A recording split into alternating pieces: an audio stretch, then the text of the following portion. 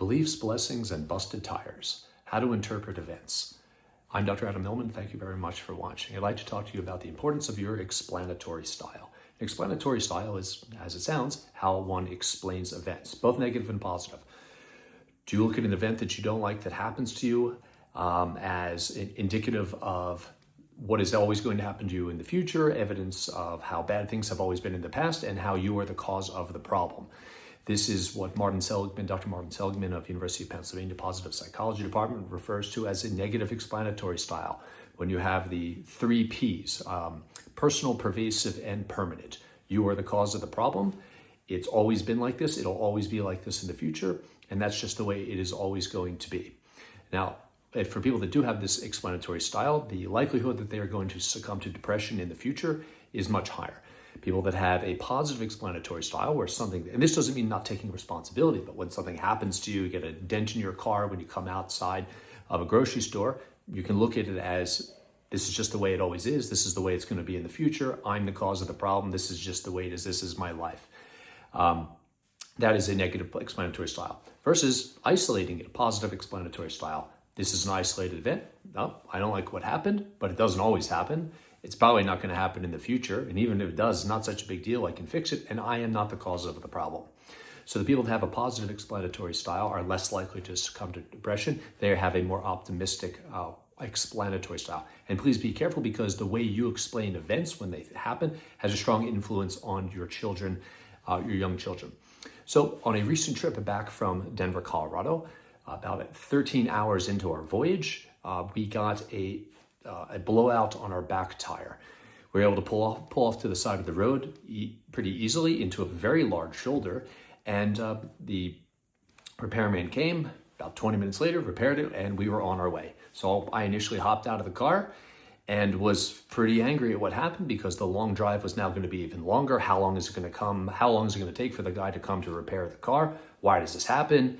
We're going to get home even later. Haven't I driven enough already? I'm now going to go to bed later. I'm going to get up more tired. I'm going to have more trouble managing my patients. I won't be able to think as clearly, and I'm just going to generally be irritable. So this is obviously a negative explanatory style. So I can always look to my children for a more positive attitude and positive explanatory style, thank God. My oldest son, David, says to me, he says, "Dad, thank God it happened just now rather than before." And I said, "What do you mean?" He said, "Look at the size of the shoulder on the side of the road here. It's like 10, 15 feet wide. We're not in any danger at all. We can pull off and we'll be okay. Imagine if this had happened a few hours before when we were in eastern Utah. There's no shoulder to pull off to. There's no service stations. You wouldn't have any cell phone reception. We're literally 5 miles from our house. Good cell phone reception, lots of gas stations, multiple tow trucks that could come and help us." He said, "What if it had happened when we were in one of those tunnels after we left Denver, driving along the Colorado River? That tunnel's barely wide enough for 2 cars to drive next to each other. What if it had happened there? What if it had happened on one of the roads that runs along the Colorado River with a cliff to the side? What if it had happened there? There's not guardrails along the entire route. What if it happened to any one of those places? How would we have gotten help? What would have happened to us?"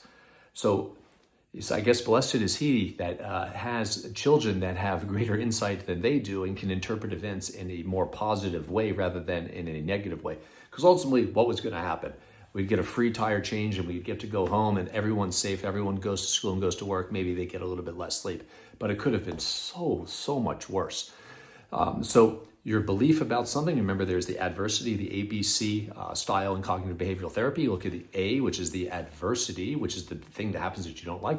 But ultimately, it's the B, the belief about the adversity is what matters. And then C, of course, is the consequence of your beliefs.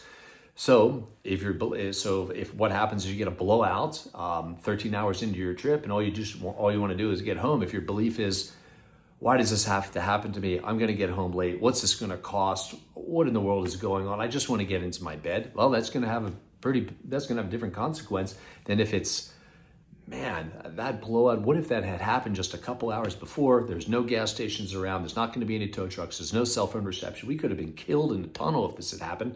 We could have crashed into one of the guardrails near where the cliff is going into the Colorado River.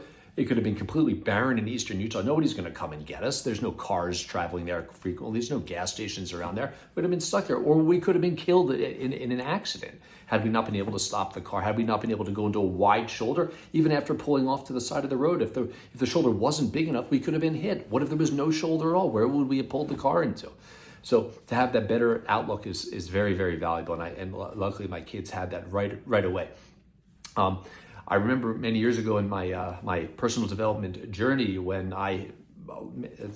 financially things had kind of fallen apart for me and I made lots and lots of mistakes, that my mentors eventually set me straight and said that it's not what happens that is the major determinant of what happens in your life. It's not what happens. It's what you do about it. It's how you view it. It's how you respond to it. It's how you respond to it. Because what happens to us all. Everybody has stories, but it's what you do about it. And that is just a major shift that one hopefully makes early on, rather as opposed to what I did in the course of their life, which is it's not what happens. What happens to us all. It's what you do about it. It's not the circumstances that you're in. It's the decisions you make based on those circumstances. It's not what's going on around you. It's how you process the events. It's how you process the events, your beliefs about the events, and then what you do in response. Spend very little time dealing with the problem and much of the time dealing with the solutions to the problem. Have a more positive attitude about the event. Try to interpret it in a different way. What can you learn from it? Maybe even appreciate the struggles that you're going through as an opportunity. I remember Jim Rohn says, don't wish it were easier, wish that you were better. Don't wish for less problems, wish for more skills. Don't wish for less challenges, wish for more wisdom. And this is a very, very, very essential concept and way to learn, and a very powerful strategy for how you attack problems. Thank you very much for watching.